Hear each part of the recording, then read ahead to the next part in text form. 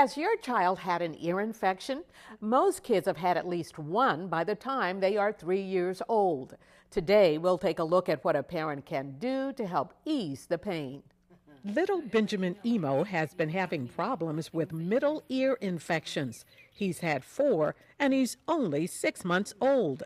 While Ben can't talk yet, Mom Vanessa says she notices a change in his behaviors when he has an ear infection. He's a little fussier. He's wanting to nurse more, be more comforted. He can't really tug on the ear, but just definitely just out of sorts. You can tell he's just not the same Benjamin.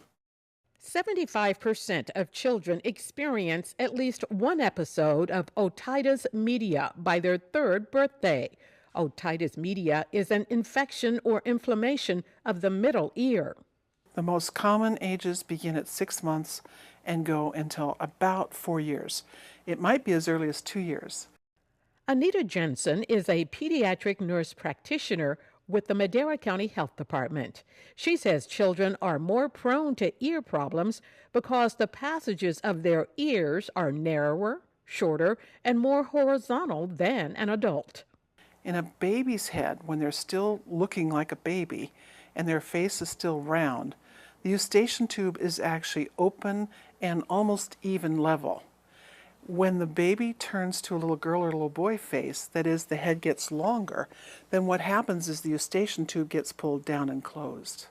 A typical middle ear infection in a child can begin with a viral infection, such as a common cold.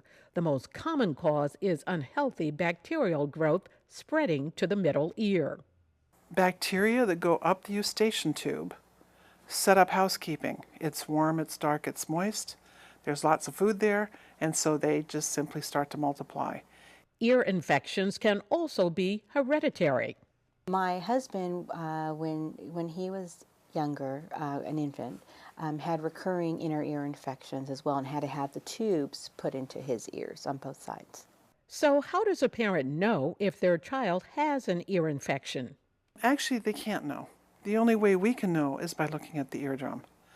We have to use an otoscope to do that, and that has a light and a magnifying glass, and then that allows us to see the condition of the eardrum. If the eardrum is bulging and red, then we know it either has infection or inflammation behind it. Anita gives us a little perspective about the ears. When we look at the eardrum, we're looking through a magnifying glass. It's actually smaller than the eraser head. It's less than 1/4 inch across in an adult. The most common symptom of an ear infection is pain. Other symptoms include fever and ear drainage.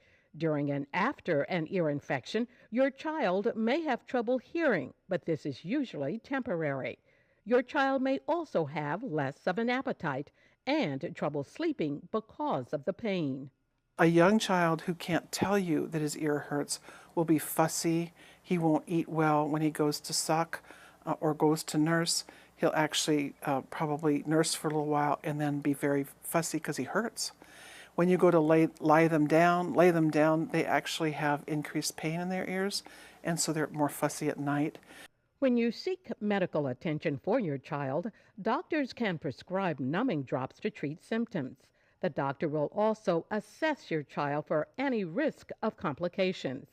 Pediatricians will often ask parents to observe the child's symptoms for a couple of days and then go back to the doctor's office.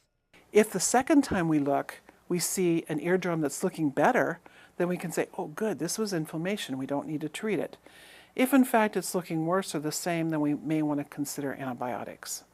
Antibiotics only work for bacteria. They don't work for viruses, they don't work for inflammation, and we really prefer not to expose your child's body to antibiotics if it's not necessary. In Benjamin's case, Vanessa followed doctor's orders. Antibiotics were prescribed, wiping out the infection and allowing Benjamin to be the baby boy Vanessa knows so well. On a good day, he's a really happy baby. You know, he likes to smile and coo and move his hands around and kick and stretch and arch his back. And I think he tries to sing when we're singing.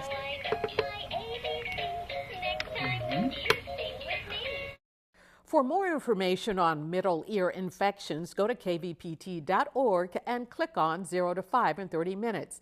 Plus, we'll have information on outer ear infections, also known as swimmer's ear.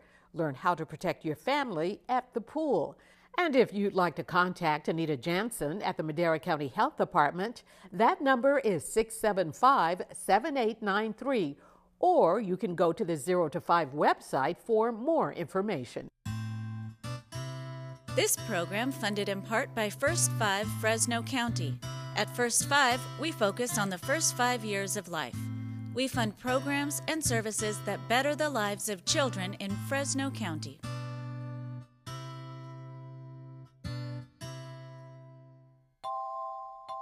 Additional funding from First 5 Tulare County. Changing lives and building futures. Because it's all about the kids.